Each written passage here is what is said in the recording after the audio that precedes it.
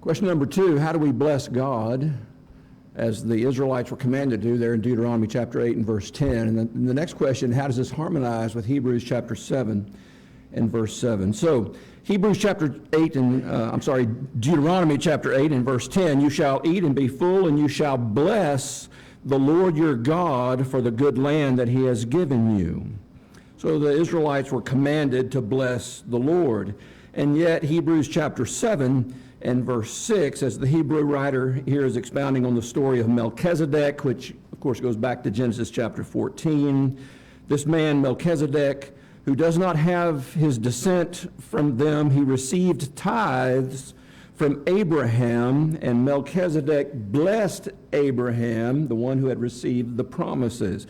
And it is beyond dispute that the inferior is blessed by the superior. Melchizedek blessed Abraham. But what about Deuteronomy chapter 8? We are commanded to bless God, or at least the people of Israel were. And so the question is, how does that work? Because in one case, clearly God is the superior, and we, or the people of Israel, were commanded to bless him. And the answer to that question is that the word bless has two primary meanings. There's one that's called the top-down context, and there's one that's called the bottom-up context. And that's going to be true whether you're looking at it in the Hebrew language, as you are, of course, in the book of Deuteronomy, whether you're looking at it in the Greek language, as you are in the book of Hebrews, or whether you're looking at it in the English language, as all of us do. That concept holds true, that the context determines whether this is a top-down definition or whether this is a bottom-up definition.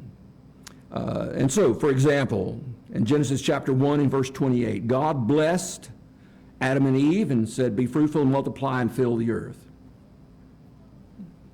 So the context, was that top-down, is that bottom-up? Well, of course, that is a top-down context. God is blessing Adam and Eve. And then, of course, you have passages like the one just looked at in Deuteronomy chapter 8, or the 103rd Psalm, Psalm 103 and verse 1, bless the Lord, O my soul. Is that a bottom-up or a top-down context? Well, again, no question, that is a bottom-up context because we are blessing the one greater than us. The one commonality that you'll find in the Word is that there is an idea of assigning favor to something or someone. And so in a top-down context, God is bestowing his favor upon people like Adam and Eve and so forth. Or as Melchizedek bestowed his favor upon Abraham. But if you're looking at it from a bottom-up context, it is still the idea of bestowing favor. We bestow our favor upon God. We want to acknowledge that he is significant to us, and so we give him thanksgiving. We bless him, we praise him, and that is another fair use of the word to bless. There is a third context where you have someone blessing something, like blessing the food, as Jesus did on several occasions. Matthew chapter 26 and verse 26, for example, in the institution of the Lord's Supper, Jesus took the bread and he blessed it. So what was he doing exactly when he blessed the bread? Well, scholars tell us that that is one of those Hebrewisms.